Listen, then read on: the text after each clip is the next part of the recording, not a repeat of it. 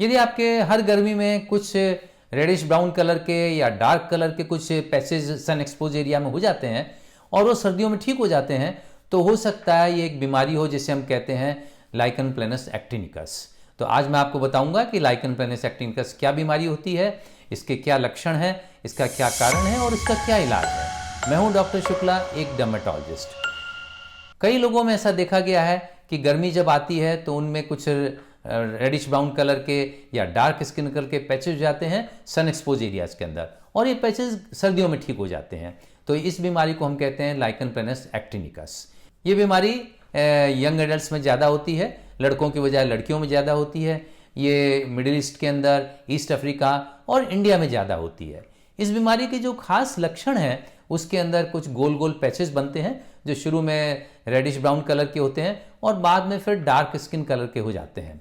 ये पैचेज सन expose areas में होते हैं, इसलिए फोरहेड पे मिलेंगे, आपको गालों पे मिलेंगे, और आप लिप्स पे हो सकते हैं, फोर आर्म्स पे हो सकते हैं और हाथ के पीछे हिस्से पे हो सकते हैं।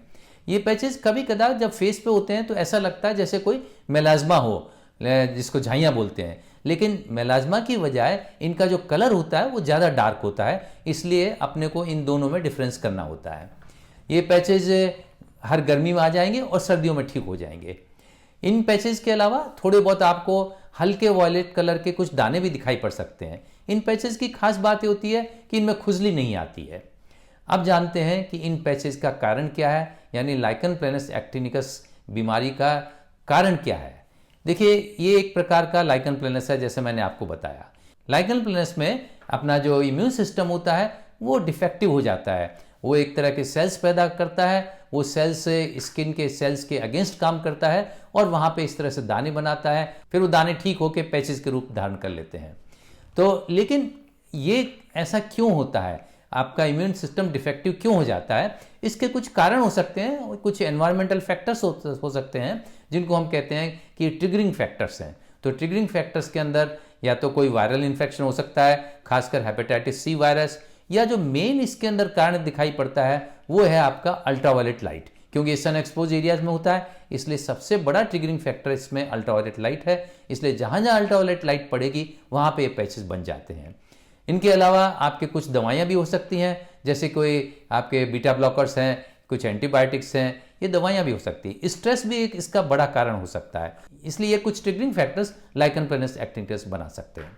अब बात करते हैं कि इस बीमारी का ट्रीटमेंट क्या है। ट्रीटमेंट में सबसे जरूरी चीज़ ये है कि आपको सन प्रोटेक्शन करना है, क्योंकि अल्ट्रावायलेट लाइट इसका प्रमुख एक कारण हो सकता है। इसलिए सन प्रोटेक्शन करने के लिए आपको फुल स्लीव्स शर्ट पहननी है, हैट लगाना है, छाते का प्रयोग कर सकते हैं, और बाहर जाने से पहले ब्रॉड स्पेक्ट्रम सनस्क्रीन यूज़ करिए जिसका SPF 30 या उससे ज़्यादा होना चाहिए। इनके अलावा आप जो पैचेज हो गए हैं तो इन पैचेज को ठीक करने के लिए हम स्टेरॉइड क्रीम लगाने के लिए देते हैं, टेक्रोलिमस भी देते हैं, और जो रंग काला पड़ गया है या जो डार्क पैचेज बन गए हैं उनको ठीक करने के लिए कोजिक एसिड, आर्बिट्रिन या दूसरी और ऐसी दवाइयाँ जो कलर को हल्का करती हैं, उन दवाइयों का प्रयोग हम कर सकते हैं। अगर अकेली लगाने वाली दवाइयों से काम नहीं चलता है और बीमारी काफ़ी बढ़ी हुई है तो हमें कुछ खाने वाली दवाइयाँ भी देनी पड़ सकती हैं, जिसके अंदर हमें कुछ स्टेरॉइड टैबलेट भी देनी पड़ सकती हैं, या फिर हमें एसिटेटिन देनी पड़ सकती है, या कभी कदार आपको दूसरी इम्यूनोसप्रेसिव ड्रग्स हैं उनका भी इस्तेमाल करना पड़ सकता है। तो आज का टॉपिक यहीं समाप्त करते हैं। अगली बार फिर एक नए टॉपिक के साथ आपके सामने पेश होऊंगा। तब तक के लिए आपसे इजाज़त चाहता हूँ। धन्यवाद।